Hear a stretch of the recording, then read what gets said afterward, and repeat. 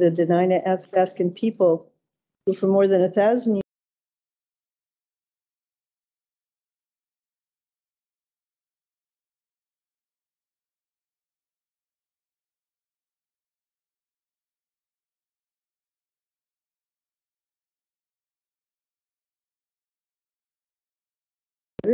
Deborah Bronson.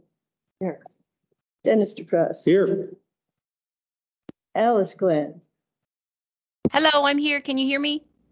Can hear you. Thank you so much, Alice. Great. Doug? Here. And myself. We are here and we have a quorum. But wait, there's more. I forgot to ask, who's reading something that they would like to share? I listened to a really cool book about a house. How about that? Deb read a book about a house. I did. Actually, I listened. She's looking for the title. I'm reading Killers of the Flower Moon. Who? I read that. Killers of the Flower Moon. Oh. What it's called. Osage Murders and the Birth of the FBI. And I hear they're actually making You're making a movie about that. a movie about that. Exactly. But The Dutch House, read by Tom Hanks. Dutch House is a great book. It's very, yeah, he has a good voice. Took me a chapter to realize it was Tom Hanks, but hey. Anybody else want to share their reading material for tonight? Guys, no? Alice? I'll just share. I finished The Shining. Goodness, that book was so creepy.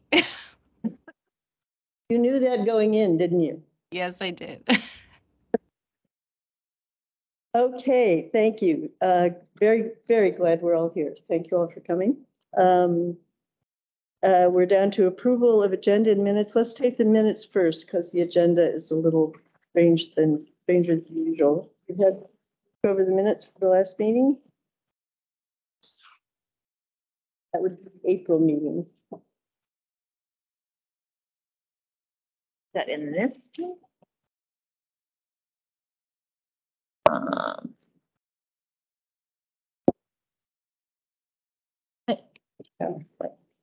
I don't think there's anything. I can move to approve. Deborah moves to approve. Is there a second?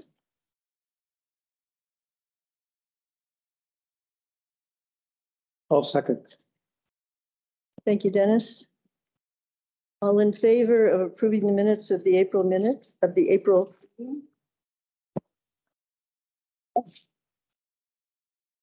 Alice? Yep. I'll take a yep. So now is the time to approve or add to this agenda. As you note, there's no staff report on this one, except of course for our director. And since the business of the day has to do with the request for reconsideration, that really is taking the entire rest of the agenda. So would anyone like to move to approve this agenda?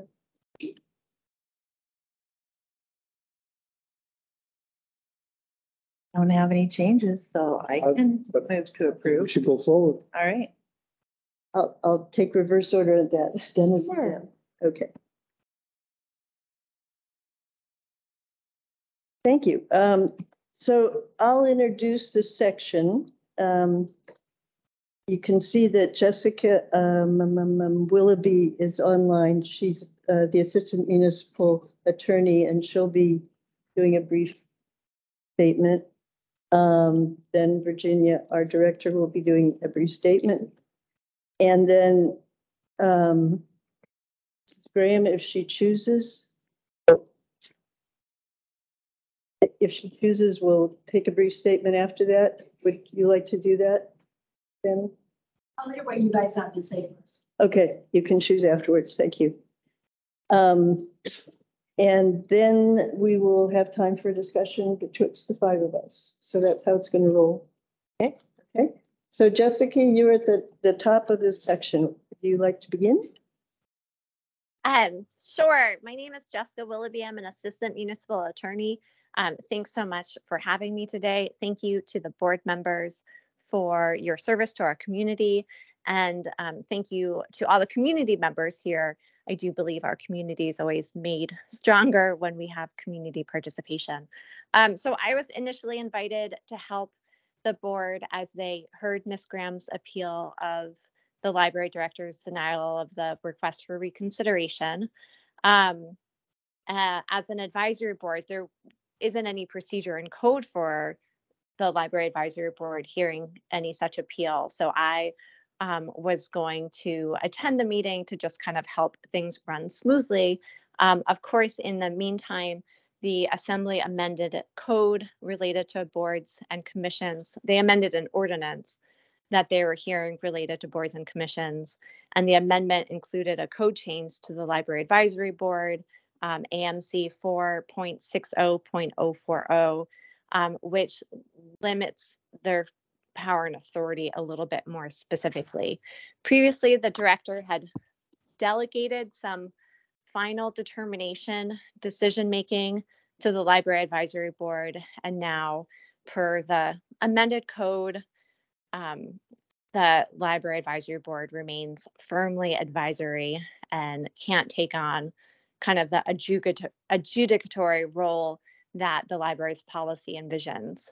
So it's the, I believe the Assembly's position that if the Library Board were to want to create a decision-making role in the reconsideration process for the Library Advisory Board, it would now, per the amendment, have to be codified as a regulation or as a code change to Anchorage Municipal Code. So I'm still here for questions in a kind of limited appearance. I believe you can still go forward and hear from the community member that has the concerns and have a discussion.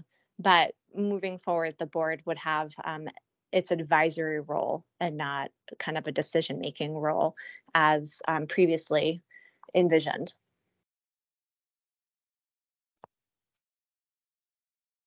So I have a question. Okay, so if it's purely an advisory role, I mean, so is there any vote to be had by the board? Is it even necessary? According to what you just said, it just goes back to the director. We're just sort of just here as figureheads. Or here to listen to the community, I guess? Right, so the library, Our opinion. through the chair, I guess, you know, it's up to the board to decide how they want to proceed, whether they want to hear the matter and come up with a resolution that would be advisory, or if they don't want to hear the matter. I think that's up to the board's discretion. The Library Advisory Board is far from the only advisory board that makes up our municipal boards and commissions.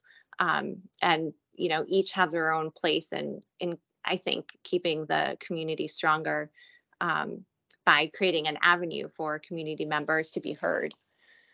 So that I defer to what the board wants to do today. Jessica, would it be possible for you to send the board a copy of the changes in the code, please? And when did those changes occur? And when did they go in effect? So this is Jessica again. So the ordinance that was passed, it was passed last month and it was effective immediately. The clerk's office is the holder of ordinances that are passed. They ensure that the document that is released and distributed to Municipal Code, who hosts our code online, is the actual and true copy of what the Assembly made, right? Because there's floor amendments, there's changes, there's substitute versions. So I can see if I can get that, but it usually takes a few weeks from when an ordinance is passed to when we have a version of it that's ready to be public. And I'll see what I can do. It just might not be complete yet. So the ordinance is passed, but it hasn't been published to the public? It would have been helpful to have this evening. That doesn't make any sense to me. Well, no. Okay, if I can just. Sure. So I think this might be what it was, but it's just Okay. the past version, which I don't think changed. I don't know if it changed at all, actually. It's But that's not the official stamped sealed version that is not quite yet up on the web. Okay. So, Jessica, this is Christy. My understanding is that nothing precludes the board from having a discussion, voicing their opinions, having, also listening to comments from the public. That conversation, which is what we've wanted to have, can continue to be had. It's what is that question, or what the assembly has changed in code is whether or not those decisions supersede the library director's decision. That we are an advisory, we recommend to the director.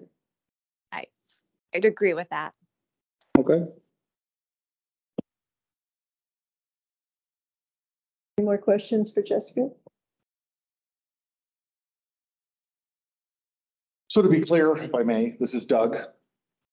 The advisory board really has no teeth, we have no power. We're advising. And at any point, if the director disagrees with the board, there's just still consequences for that, or I mean, it's not my understanding of how the board was intended to run. So it's a little unsettling for me personally.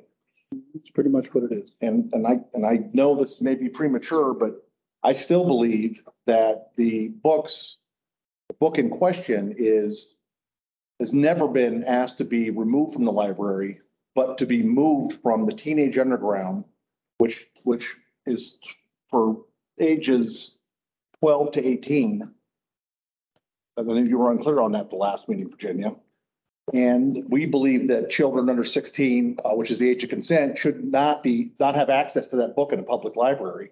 And I'm hopeful that your office will tell us if that book is breaking municipal code, and we are looking in to see if it breaks state code.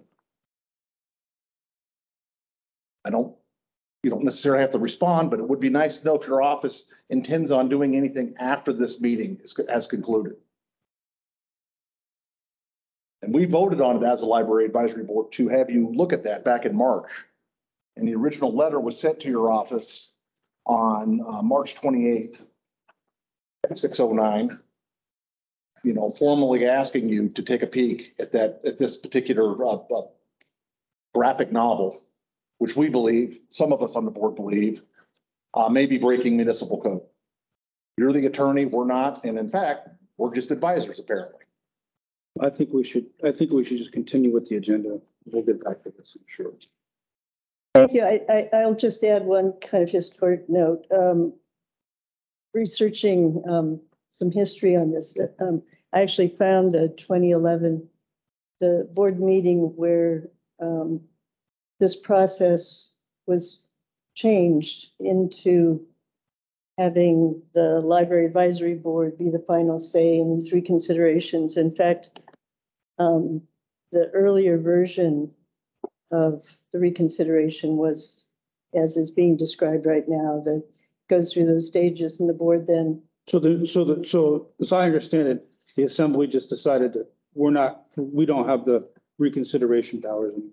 Well, the reason I'm saying that is that up until I've lost it, 2019,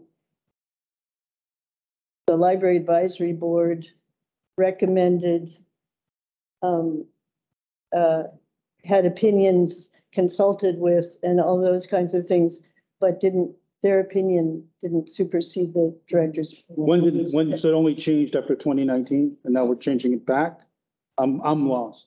Because I remember Virginia briefed us that we're supposed to do the reconsideration if it goes back and forth on appeal. If that's not the case, fine, but that's what I thought we were told. I told you that is true, but the assembly decided to just take that power away because they don't like us or something. This is Doug. And here's another question for you, Virginia. Anytime this board gains any type of traction, can we expect the assembly to amend things in your favor? I have. Okay. Because it is, I just don't think the public realizes how much power you wield now. Congratulations. Yeah.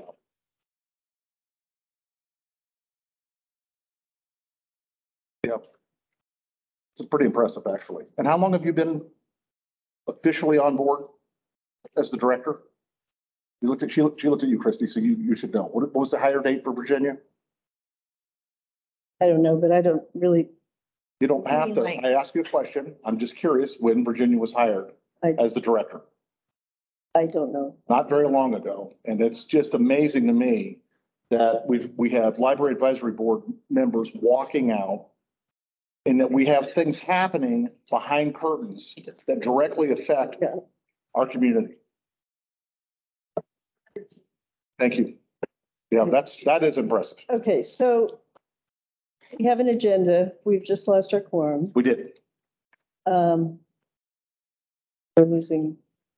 I'll just state for the record that I'm very disappointed that we now can't have the discussion that I really think we should be having. So, That's okay. We're disappointed too. okay.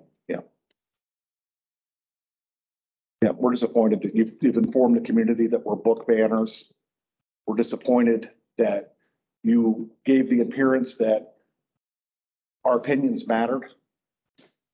So we're disappointed about a lot of things too. We really are. And I'm actually very disappointed in the current director. Very disappointed. And I am so hopeful that you would lead this library and bring this advisory board together, and you've done the opposite. So good luck. Public be heard. My name's Mary Rasmussen, and I was on the library advisory board for a number of years. And my understanding is, according to Robert's Rule, once a quorum is established, your meeting is a go that you have a quorum. That's true. So that Yeah. these people leaving, whether, no matter what they think, it does not change that. But I also want to say, when I was on the library advisory board, we advised both the assembly and the mayor. And so whether we had authority to tell the library to do this, we had discussions and we came up with how we felt, and we presented it to the mayor in a public session, and we presented it to the assembly in a public session. And I don't see why that still can't be the case. Ask. No, Good question for Virginia. Great question for Virginia, because she's running to the assembly. When we had the majority, we voted to have the attorney look at that book and all hell broke loose. And so I hear what you're saying, and transparency and fairness and rules apply to both sides. They do. And I don't mean to speak down to you. But you and I disagree on this. we do disagree on the book. Let's put it that way. Well, we do. But we do. Never wanted that book banned. Never. We do, but the process, I think, has been out there, and that's what offends me, is that this seemed like a place. You're changing the process.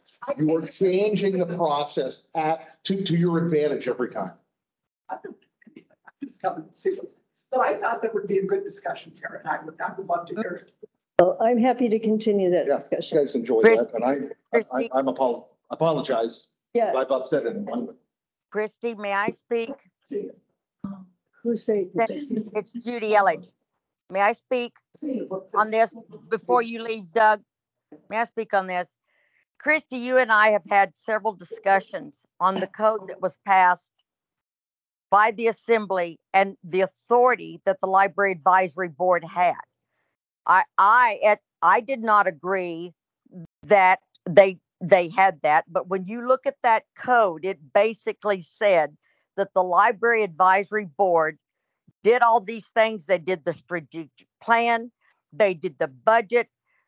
In our policy for collections, it says, based on, I assume the code or whatever, the policy clearly says, collections policy, that the library advisory board has the final say. So now I'm asking you, Christy, why that has been a change. Okay, whether it has or not, you did agree and see it like that. Now, my understanding, the assembly changed the quorum. I had heard nothing, or no one had heard that they went in and changed the process and the actual code that existed. Are you telling me now, and that's from the attorney, that the code that formed the library advisory board has been changed by the assembly? I need someone to say that. The attorney, is that what happened at that assembly when this was laid on the table? Because Thank you, all we Judy. heard. Thank you, Judy. Jessica, would you like to respond to that? Sure. This is Jessica Willoughby again. Ms. Elledge was asking about the ordinance. I'm talking about AO 2023-57S, the S version. And there was a floor amendment. It was floor amendment number 2, introduced by Member Browley, and it was approved. And it amended the extent of the library advisory board's capacity.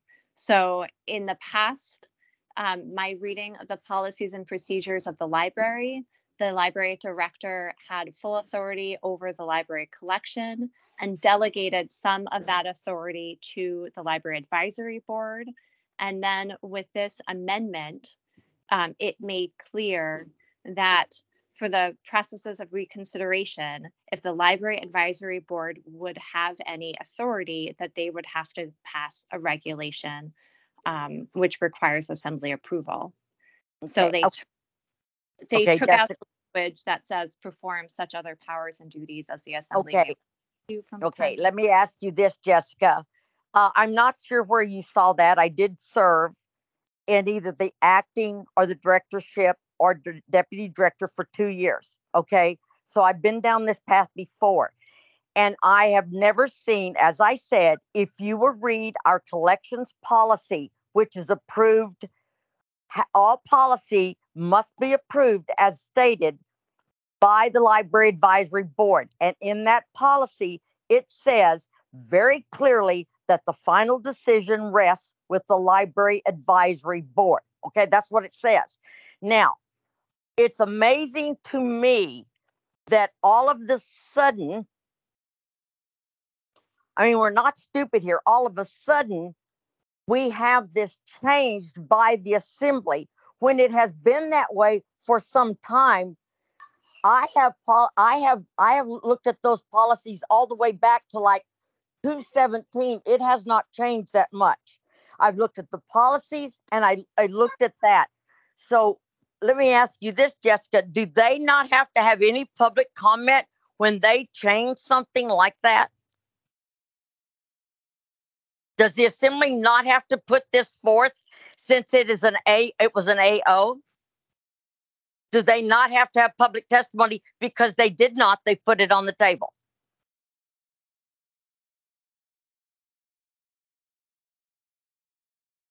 I'm sorry, I was muted. I was trying to share a copy of the amended language in the floor amendment. As to the community members' question about assembly process, I can speak generally to assembly process. Yes, public comment is absolutely part of the assembly's process. In this instance, they were amending an ordinance. You'll see the ordinance contemplates amending sections of code 4.60, and the floor amendment amended sections of code 4.60 or chapter 4.60. So, I'm not going to take a position, but I think the assembly would argue that notice was accomplished, public comment was provided for when they passed the ordinance. Exactly. Well, when was that? If it was laid on the table, exactly how is that public notice? I'm not gonna. Yeah, that is not that is not public notice. That is not public notice, and we all know that. My point is, they specifically changed this, not amended. They completely changed the meaning of what the library advisory board is. And I know that Mary Rasmussen And I know that Christy, everyone knows that, because Christy and I argued that quite a bit about what authority the Library Advisory Board had or they did not have. But I know that we, as the library, sent all, from the time I was there, we had to have all of our policies go through. Didn't mean that they had to be reviewed by the Library Advisory Board. Now, what you're saying is they completely took that out of the hands of the assembly, and everyone sitting there wants us to think that it had nothing to do with that. There might be a majority that thought differently. My goodness. Thank you. So that's what I'm going to say. And I know, Christy, you fought hard for that. And I can't believe that you're just not saying anything about it tonight. Not sure to what conversations you're referring, but we've asked several times for legal advice from the board, and I think we just had legal advice from the attorney's office, and I agree with it. So I have a question. So what is the process now for a request for reconsideration? Because the one I filled out at the bottom, do you mind getting your copy out? A request for reconsideration. the assembly meeting that, I'm sorry to interrupt. The process says a written appeal of the staff decision may be presented to the library director within 14 days, which it was done. The library director has 14 days to provide a written decision. A final appeal may be made in writing within 14 days to the library advisory board, which it was done, who will review the materials and supporting documentation and make a final decision, as in the library advisory board will make a final decision. So this is moot. This whole process doesn't, even though I started it on March 17th. I understand. My understanding from what Jessica said and what I've been informed about is that that was in play when you made that challenge. What do you mean, what was in play? The policy that you're referring to. Right. However, after the assembly meeting with the Brawley amendment that she was talking about, the library advisory board maintains its ability and its responsibility, what I'm trying to get to discuss and review and put on record the board's opinion of your challenge, but no longer has the responsibility or the power to supersede or to do anything but advise the library director. So the rules changed in the middle of the game. Is there a new process for request for reconsideration? We're in the process of uploading a new process for the request for reconsideration. We have a problem right now. Our web services librarian is on leave, so we can only do minimal updates to our website right now.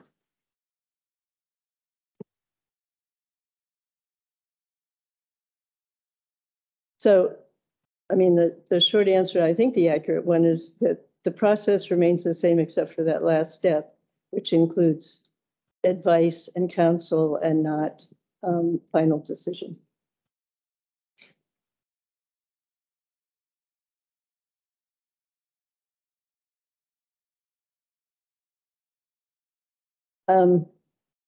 I guess we have naturally come to voices to be heard. And you're a voice to be heard, sir. What would you like to say? So I'm just curious, this whole process. Talking about one book. That's right. However, there's thousands of books. So there are state laws regarding the sexualization of children. And I'm just curious, does that just belong in the library director's hands to determine what meets that criteria and what does not? Or would it be appropriate if there's any doubt whatsoever, to have that reviewed by attorneys who actually enforce the law and know the law, since the city has liability concern with anything like this.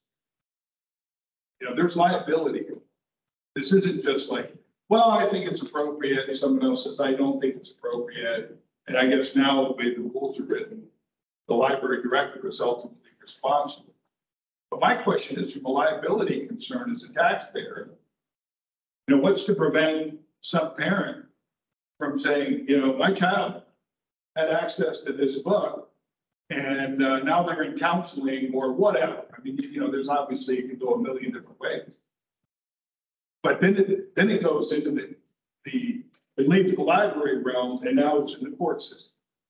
Was this appropriate material and was it or was it not capable of breaking the law regarding sexualization of children?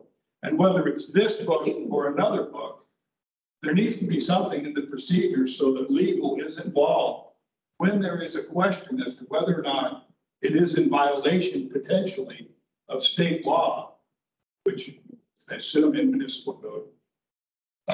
It seems like that's being left completely out of it until, you know, at some point, maybe this does become, you know, maybe not this, but some citizen decides, you know, my children had access to this in the public library. It was inappropriate. It's now affecting them and I'm going to file a suit. I mean, that's a potential thing. We know what type of society we live in now.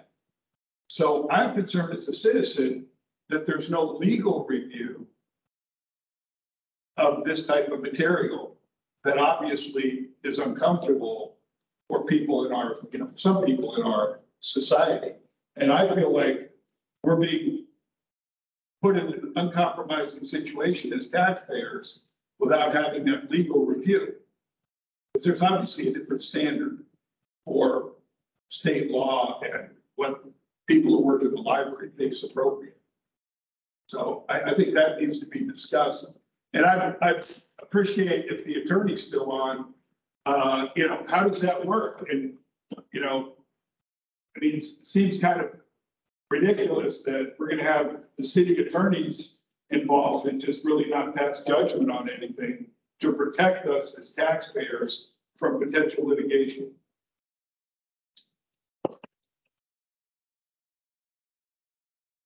Jessica, are you interested in responding to that?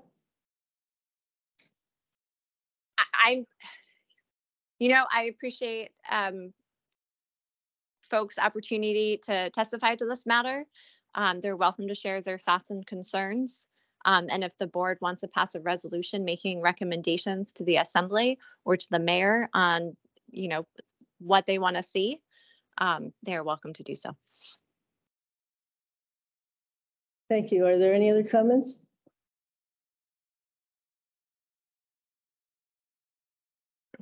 My sting, if you're ready, if this isn't the time. Yes, please, Sandy. Thanks. So for the record, I believe in the mission of the library to serve all citizens of the municipality of Anchorage through connecting people to education, information, and community. As an educator, 35-year educator, I've been a stalwart supporter of libraries. I've instituted library programs. I've ran library programs. I have written library grants, and I have recently helped facilitate the $2.5 million grant for the Library Foundation for the downtown library renovation. I also believe in the First Amendment of the Constitution of the United States, just as any person with a Library of Science degree. And I absolutely believe in the Alaska Constitution, Article 1, Section 5. Every person may freely speak, write, and publish on all subjects, being responsible for the abuse of that right. But I also believe in Article 1, Section 1 of the state constitution, which offers equal rights, opportunities, and protection under the law. As a community, I believe we have a responsibility to protect our minors. We protect them from alcohol, we protect them from drugs, we protect them from cigarettes, we protect them from a lot of things. We have a responsibility to follow state and municipal code. I also agree with the library director and the secret ad hoc committee of librarians when they stated the responsibility for reading, viewing, and listening choices of minors rests with their parents or legal guardians. However, I disagree with the director and the committee when they state the library believes that individuals may reject for themselves and their children and only their children materials which they find unsuitable. The municipal code is very clear on what is unsuitable. And also they're making the assumption that minors are always supervised by their parents and guardians when utilizing the public library or online service. And yet, according to the APL Library Code of Conduct, quote, children between the age of 8 and 13 may be at the library unattended. They've also failed to address that according to the APL confidentiality library records policy, quote, parents, guardians may be given the titles of books their minor children have borrowed, but only for the purpose of retrieving overdue materials. Their parents are not allowed to inquire otherwise. And the library does not control the content of subscription services. And because minor children have unfettered access to the library stacks and online collections, minors also therefore have access to the book Let's Talk About It without parental consent.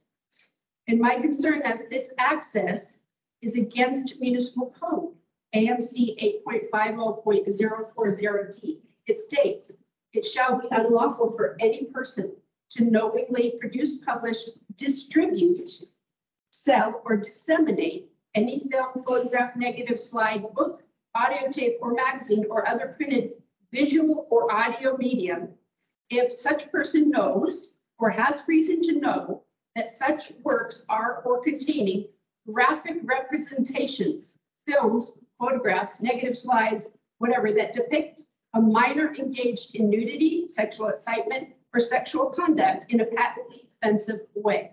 And it goes on. The average person applying contemporary community standards would find that the work taken as a whole appeals to the prurient interest and two, the work taken as a whole lacks serious literary, artistic, political, or scientific value. I request that the library board, but now I guess it's back to the director since the rules have changed in the middle of the game, review the entire book Let's Talk About It. And it's clearly directed at minors under the age of 18. It's displayed on the front of the book. And all the pictures are of, all the graphic pictures are of kids under the age of 18. It says the Teen's Guide to Sex. The municipal code talks very clearly about the age of 18 being a minor. And I'd also argue that it encourages illegal sexting while making light of STDs. Alaska ranks as third highest state in the number of STDs and 8th highest for other STDs. Concerning, very concerning. I ask, are we protecting the children while encouraging access to this book? And I'd argue that the Anchorage Municipal Code and the state statutes are really clear on what minors should be protected from. We protect them from cigarettes. In addition, to correct the record, I have never, ever requested to ban a book or remove a book. I only asked to relocate the book to where minors did not have access to it. Misinformation was spread purposefully and never corrected. And my request for reconsideration, not corrected by you, Christy, or by you, Virginia. I have never asked to ban a book. I have never asked to remove a book. My request, one of many in the past 5 years, was the only one to be shared publicly on the Anchorage Public Library website. And in my opinion, the public display and misinformation was incendiary and discouraged civil discourse. It also intimidates library patrons from their right to submit a request for reconsideration. Now that process is all changed anyways from what I initially started. The process should be confidential, as the ad hoc library review committee is allowed confidentiality. And I encourage the library to follow the mission statement and to serve all citizens of the municipality and connect them to information, not misinformation. It should be promote age-appropriate education. I'm an educator. It should promote age-appropriate education while protecting children from literature that is against municipal code. And it should encourage a sense of community, not discourage participation in the public process. This was discouraging. This whole process was discouraging. Thank you. Thank you. I would like, since no one else has said, Please do amend the gallery, not able to have a discussion. well, no, because Robert's rule says. But we can have the discussion, but we don't have their input. We don't have, Well- their- but we came last time, they didn't show up last. time. We will, This time. we, Are they gonna show up next time after we have to? we will have as much of a discussion as we can have. Beg your pardon? I think we can have as much of a discussion as we can have with the present people here. I can't hear you. We'll have a discussion with whoever's here. Gonna have a discussion? We had discussion. Well, we're talking, I should have had the goddamn law degree, but I can't. I haven't talked about the issue, and I want to know, I'd like to know what you mean by secularization. Sir, She's sir, gone. She's gone. No, Sir. you- Sammy was talking. I don't know what Sam is. It's the one who filed the complaint. we have someone who's raised her hand. I'm going to call on her. Hi, Hi. I'm Adrian. I'm also a librarian, but I'm not working in public libraries or anything. I work as a data librarian at a tech company in town. Thank you for making this whole process clear. I mean, when I say that, I always appreciate that lab has the minutes online. They have video conferencing available. They always publish the appendix to the minutes. So I hadn't seen the Muni Code when it got challenged in this challenge. I just want to say thank you for the transparency on that side. I'm here to speak in defense of the book staying in the YA section. I think it's a valuable book. I think it's timely. I think it's a far cry from the American Girl Karen keeping of you, which is what I got in puberty. But it's been updated for the effects and challenges of today.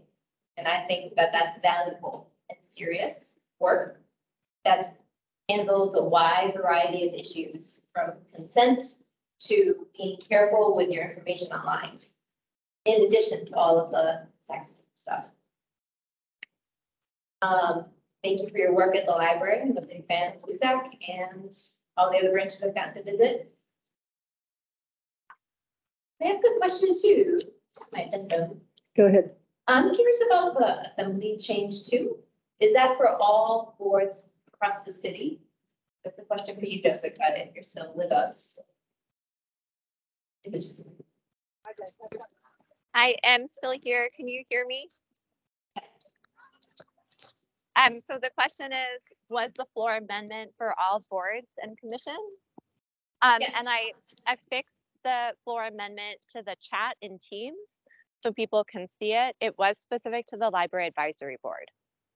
Okay.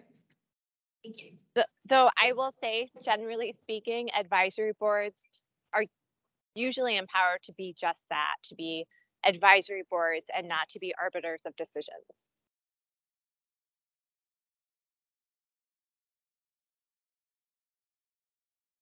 Thank you. Thank you. Question.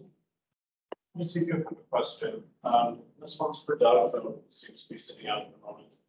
But as an appointed member of the advisory board, service to the municipality, and someone who's taking on a job for the municipality, would it be correct to say that you are currently sitting out in protest because the library advisory board has been relegated to advising the library?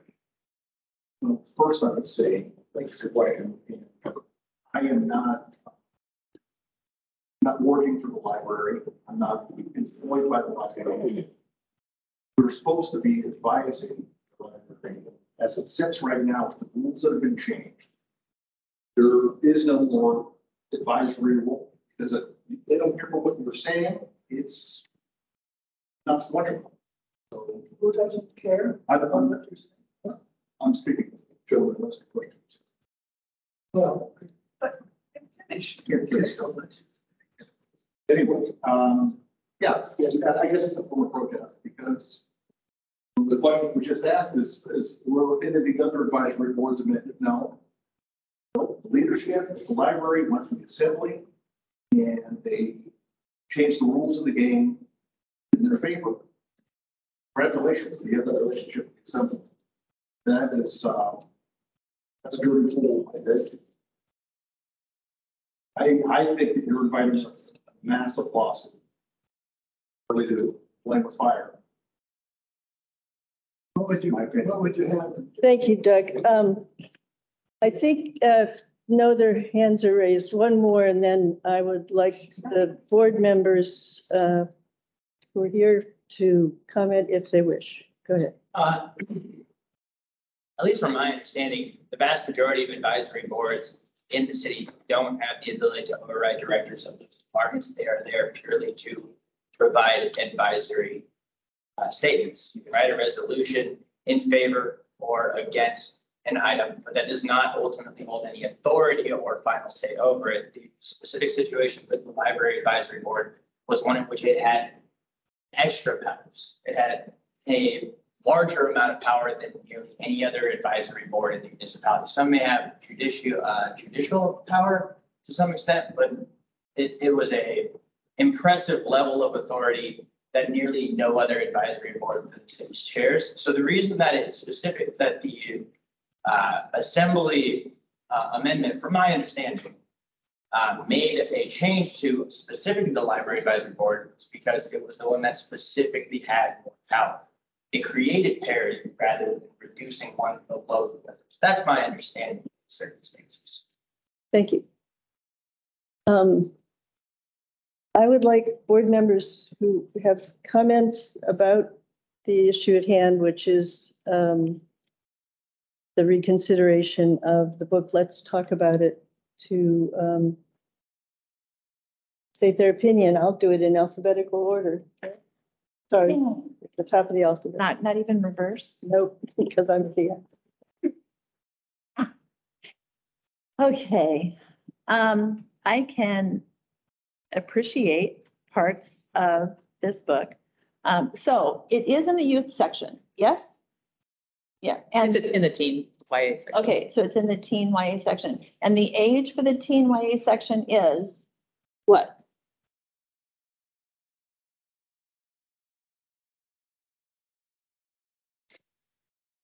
Is it 12 to 18? 12 to 18. Yeah. Okay, so it's 12 to 18. I was never a youth services librarian. I was always adult. Okay. services. It's just a big fun font on the door.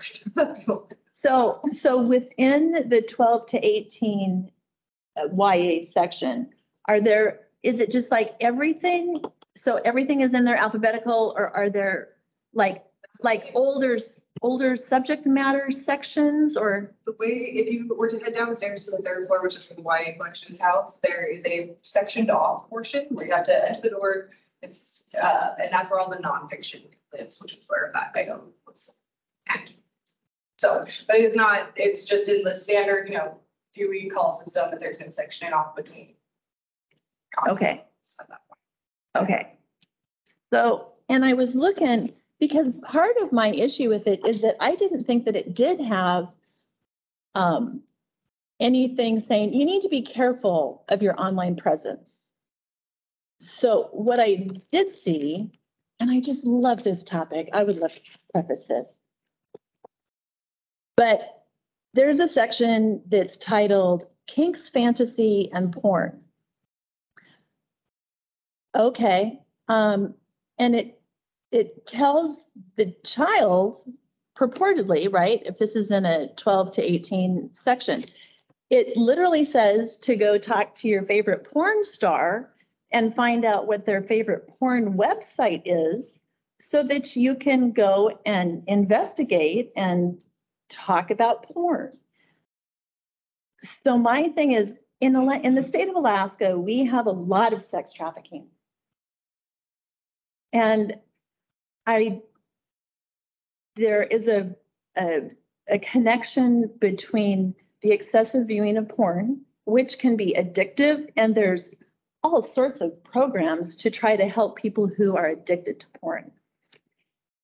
And the more often porn is viewed, I mean, there's people who are sex trafficked in order to do those sites. As far as I know, viewing porn and going to porn sites is illegal. I mean, and it says in here that you need to be careful about what your law is in the state that you're viewing. I mean, I don't know of any 12 or 13-year-old that's going to check to see what their laws are for viewing pornography. That is my issue with the book. And there's good things in it. I mean, if there weren't, I mean, are there any other books on the topic? I mean, that might not include potentially illegal activity? I just found it odd that a book would direct a child to inquire of their favorite porn star what their favorite porn website is. It just didn't set horribly well. And there is the section on sexting, which I think is also against the law, perchance. I mean, so instructing a child on how to hide certain features so that you don't get in trouble by sexting, that didn't set horribly well. I mean, it does some really good things well.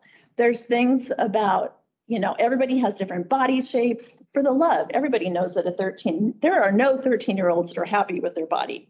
There are just none in anywhere that I know of. Everybody is always comparing themselves to everybody else. I was a substitute teacher. I'm a mom. I love junior high. I'm kind of weird that way. But so they did that really well. And it's like, hey, you know, if you want to do something, but you need to get consent, you know, from somebody else. It's just that a book directing a child to a porn site is something I'd not seen in a book before in a youth section. So, I mean, that's basically my issue. Thank you. Dennis, you're next alphabetically. If you would like to say something, you can. Dennis is here. I'm sorry. I was stuck in Deb. Pardon me. Alice, then.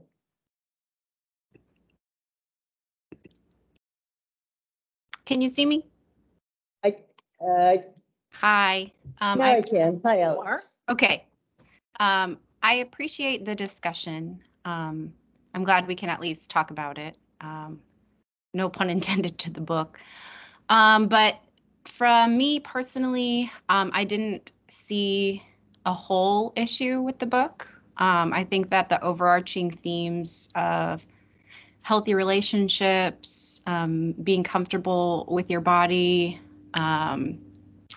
communication, consent, I think that those were all things that we should all learn more about, even, you know, as adults. And I wish I would have learned more about that as a young child.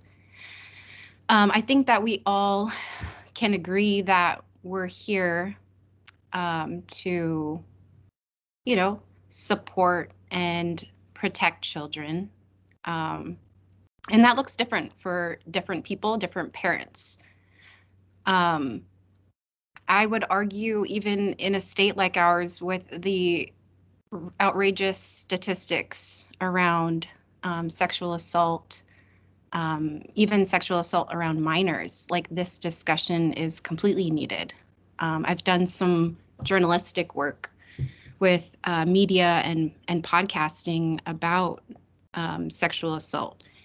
And so I don't see an issue with the book. I think it could be, you know, not everyone's taste, and it might make some people uncomfortable, and that's understandable. But as a whole, I think that it is appropriate. I think it's in the appropriate age range as a young adult teen section. I remember I had a book similar growing up. My parents got me when I was a young kid, and it helped me to understand, you know, the changes that are going on in your body as a young person.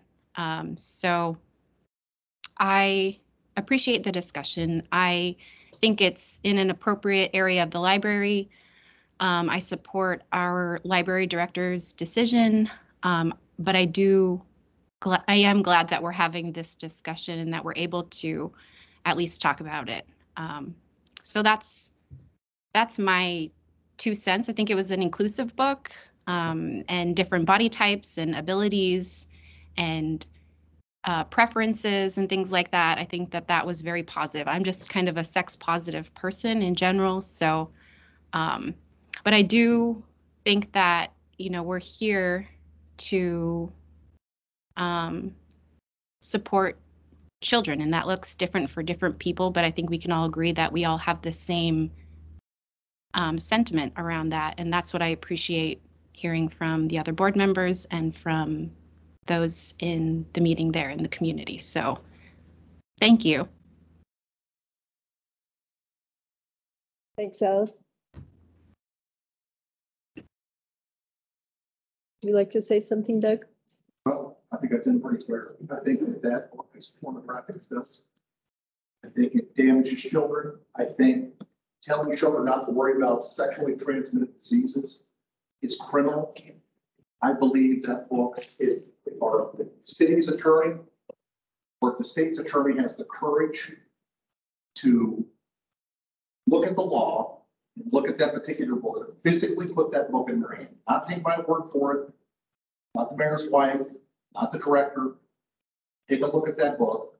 There's no question that book is pornographic. There's no question that book damages children.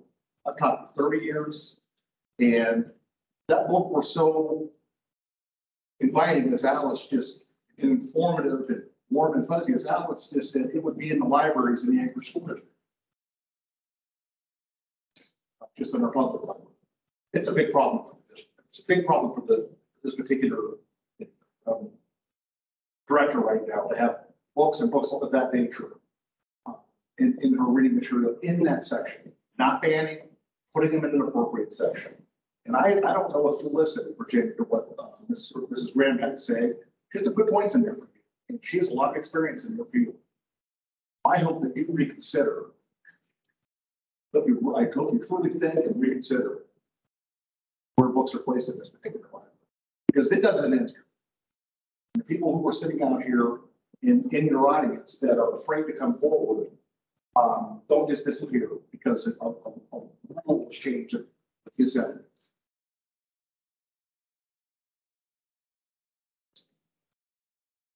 Thank you, Doug. So I read the book cover to cover, and as you all know, my main goal has been for the last couple of months to talk about it.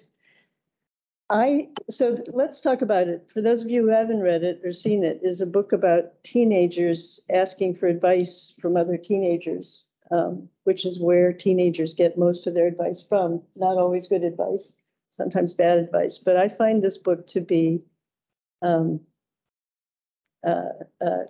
conscious about the fact that teenagers talk to and get advice from teenagers. So it's written in that style and in that kind of engaging way, and actually trying to mimic teen language, not always successfully. But it's not asking advice or giving advice about sex. Around the drawings, the graphic part, which I think is some of the most alarming stuff to some people, is a lot of narrative, and it's narrative about relationships and jealousy and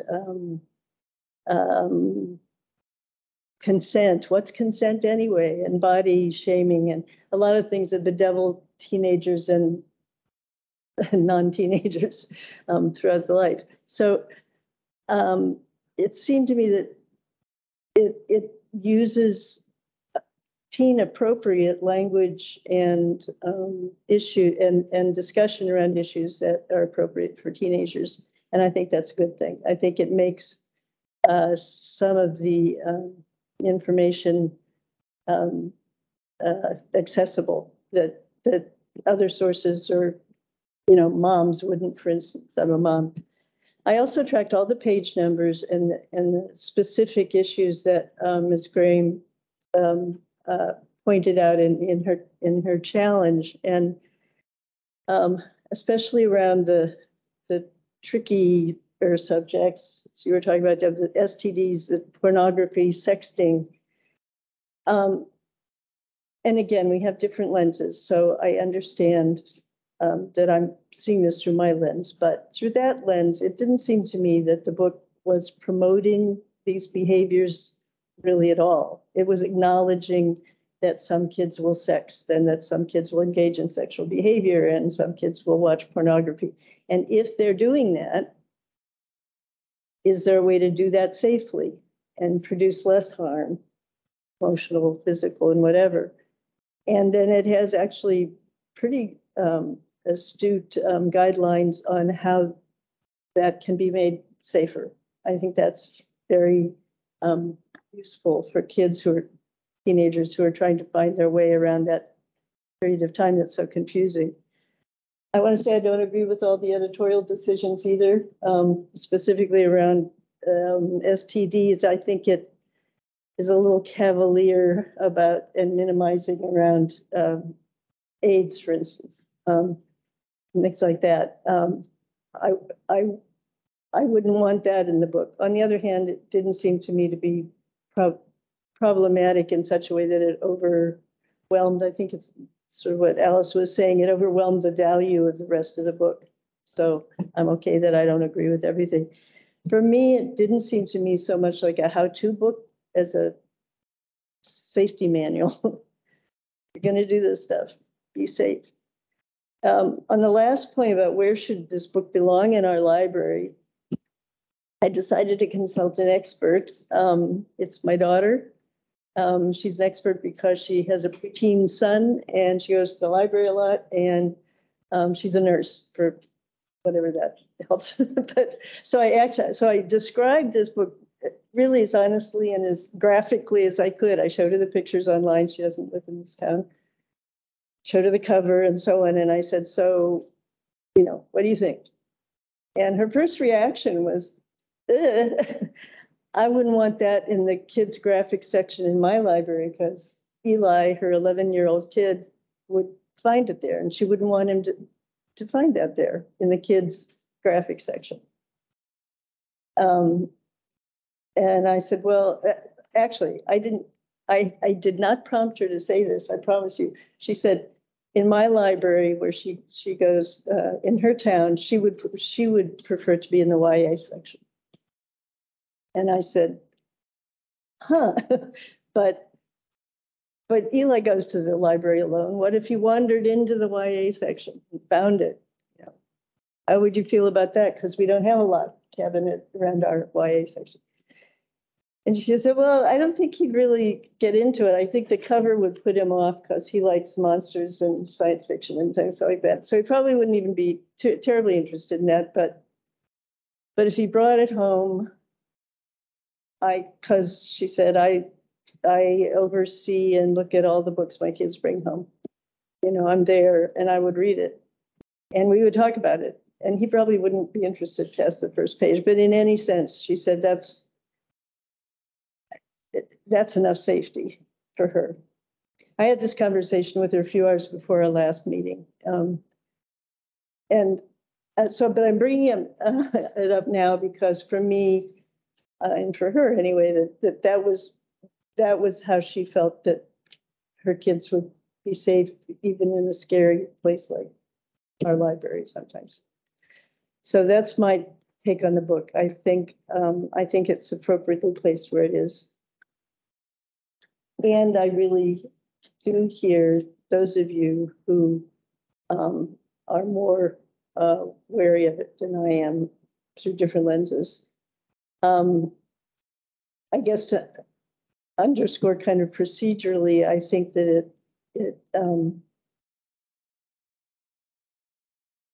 that libraries are libraries for everybody, and that this is one of those kind of sticky places where there are a lot of books in the library that I don't want to see, and there are a lot of books in the library that other people don't want to see, but it really has to be an institution, in my mind, that is accessible to everybody who wants to access information. That's my take. It is now 6:42. I will give you the floor for about 3 minutes, Doug. I don't think it's three basic. Do we filter pornography computers here in the library? Is there a filter to prevent that from coming through for patrons, regardless of their age? Yes, we get our internet through the Federal Communications Committee's E-rates program. We cannot possibly get the internet out of the SIPA, which is the Children's Internet Act. Okay, so we filter pornography on computers, not necessarily on literature. If it were up to you, Virginia, would you remove that filter? I don't think that's a relevant question. I believe you. It is relevant because it's no different. Appropriate. Sam, you're running the shift, capturing the shift. All of this tonight lies on you.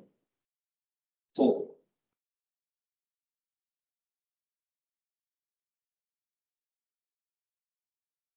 We are charged with advising the library director with our advice and opinions about what to do with this book. I believe Jessica mentioned there are some procedural ways that we could formalize that. I'm not inclined to direct. In other words, we could make a resolution if we felt like it. You've heard the conversation from both public and the library board. So I don't think that there's enough to do a resolution. Actually, that's true. We need, okay. Thank you. So the discussion will have to be the discussion we heard and implement. Well, I would just like to say that if at any point, I mean, and we brought this up a few months ago with the YA, because there's a vast difference between a 12-year-old and an 18-year-old in the youth. Some libraries have it sectioned so that you have the little teens and the bigger teens. So in the event that ever we were to do that, I would greatly love, I mean, and like I said, there are definite good things that this book covers, but I'm thinking that this is probably not the only book in all of the world that covers the good things. I mean, and it still shocks me, you know, that directing, and it does say, go ask your favorite porn star what their favorite porn website is. I'm going, that is a very interesting couple sentences.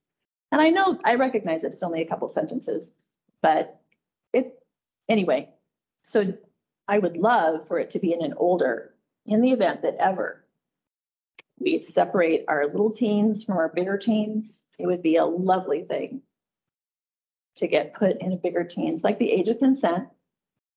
As a matter of fact, our youth services librarian has a plan to create an older teen section. So she had, for a variety of materials, would be older teen as opposed to younger teen. So yeah, dividing those two. There's a lot of fiction that fits better with older teen as well. Yeah. So that would be really cool. Yes, that is something that is in the books.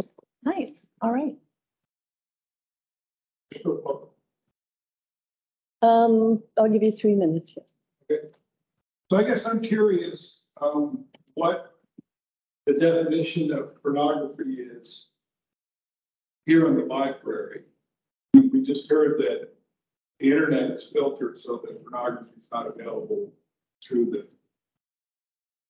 library computer so people can check out. Is that correct? Is that what I just heard? It's per the Federal Communications. Okay. So just. Okay. Otherwise, I guess we just have it wide open. It's definitely discouraging. But I mean, it seems pretty clear to me from the Oxford Language Dictionary, pornography, printed or visual material containing the explicit description or display of sexual organs or activity intended to stimulate erotic rather than aesthetic or emotional feelings. I mean, I've never read that before. But I guess my question is, do we evaluate anything? And was this evaluated to see if it meets the definition of pornography? Because, you know, we're limiting pornography on the internet according to this federal law. And yet, it seems to me that this book, many people would agree, has pornographic images at a minimum. And, you know, advising someone to go visit a pornographic website and contact their favorite pornography star or whatever, that's where liability comes in. Okay? I mean, the book is encouraging a minor to do that. It's right there in black and white. I mean, I think Deb Bronson just read it, okay, or quoted it. So, I mean, that's where there's liability involved, in my opinion. I'm not an attorney, but I mean, kids check that out and read it, contact some porn star and end up in the porn industry. And the parents, you know, can say, yeah, well, my kid learned about it in the public library when they were 13 in the youth section. That's what concerns me, not what the fact.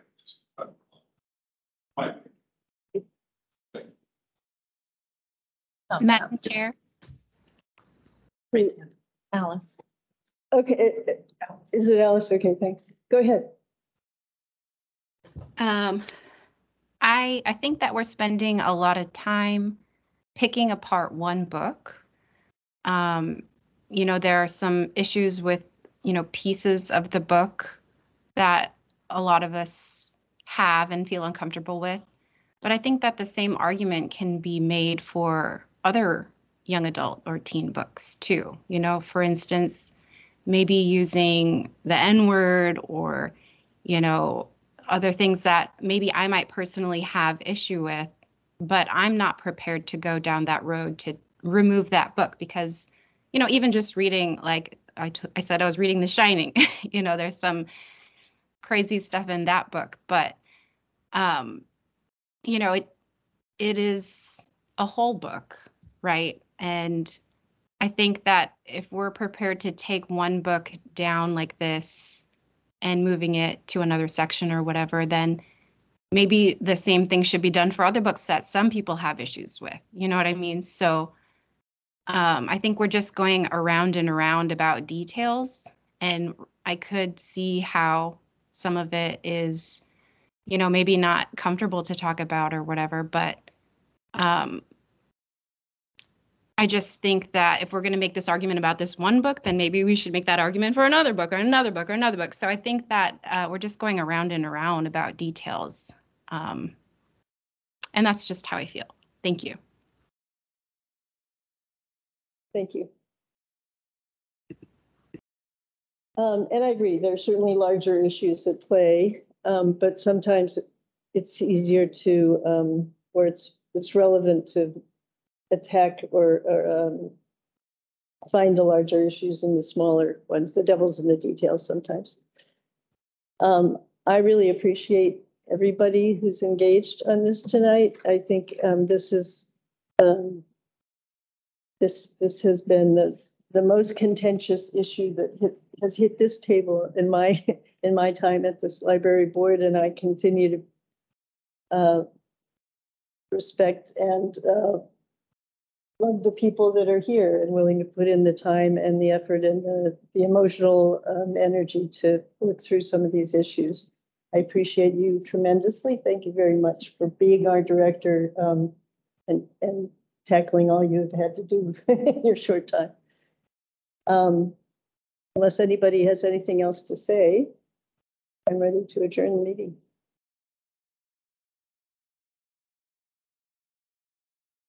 Adjourn. 6:51. Thank you. Thank you, everyone. Thank you, Christy. Bye, Alice. Thank you.